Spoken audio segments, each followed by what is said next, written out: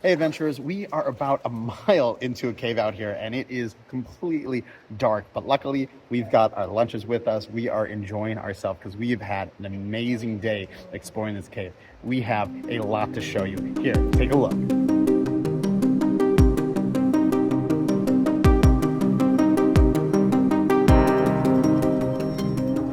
On a tour here and we're got to go into this cave. It's pretty cool. The river's coming through. And if you notice here, there's all these bird feathers here, bird things. Well, that is produced by a bat that's up in that hole right there. Let's zoom in. It's really too far to see any detail on it, but that is our falls vampire bat. And you might be able to make it out just a little bit what he looks like there. So that's cool. There are some other bats in here, some insect-eating bats, some fruit-eating bats as well, but this is gonna be, I think, the biggest one here.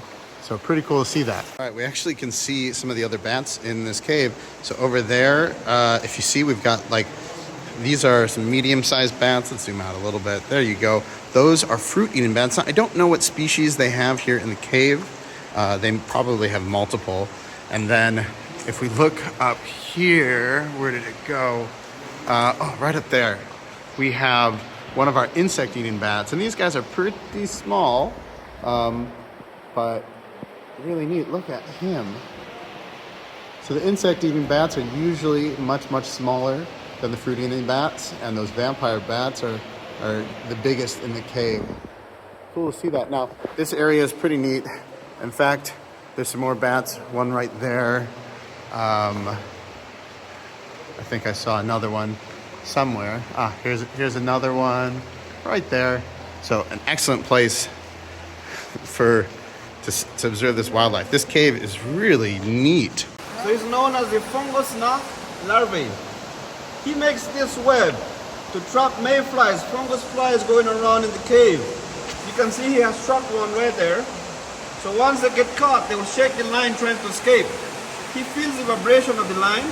He slides over, pulls the line up like a fishing line, wraps it around, sucks the inside of the fly. But the crazy thing that eventually he needs to become a fly. He becomes an adult, he becomes a fly, starts to fly around, get caught in one of those and be eaten by its own children. So they have a cycle of life. All right, as we sit and have lunch, I want to show you all the fish that are in this water here. Since the river passes through this cave, the amount of life is quite abundant in the water. In fact, we were able to see both these tetras here and the occasional catfish as well.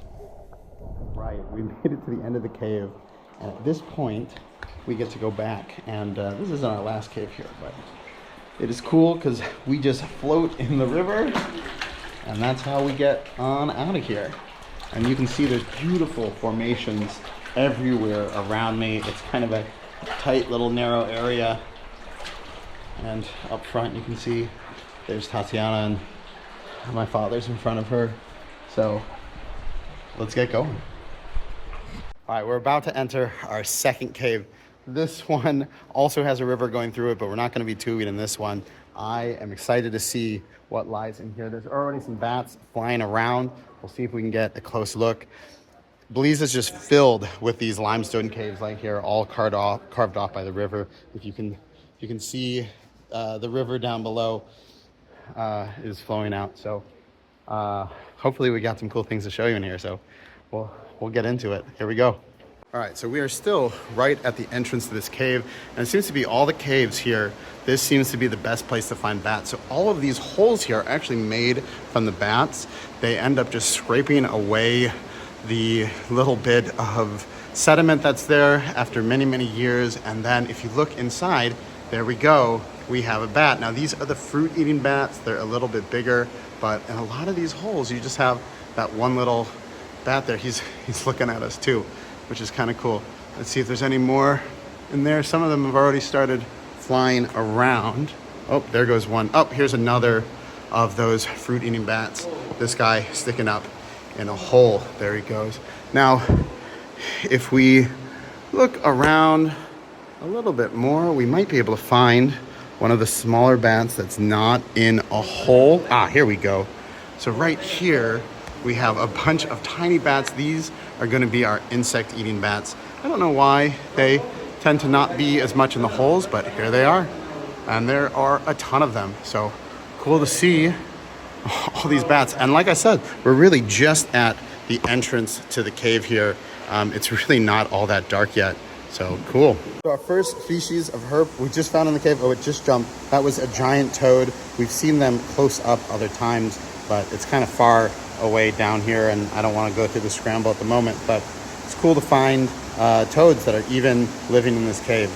All right, so this is kind of cool. The water is coming up to about my knees here. It's going to get a lot deeper. You can see Tatiana already ahead of us in the cave, moving through.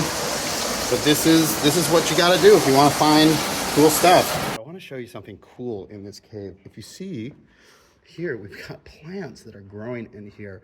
Now it is pitch black. We're fairly far into the cave entrance now. There's no sunlight coming in. But what happens is the seeds get brought in. I think these are palms. The seeds get brought in on the river, and then they start to grow here because they have nutrients, and there's some nutrients in the soil, but they're not gonna last very long without sunlight. So if you look at a lot of the tops of the leaves here, they're starting to turn brown. They're starting to die. But it's really neat to see, green foliage in a cave when there is no sunlight around.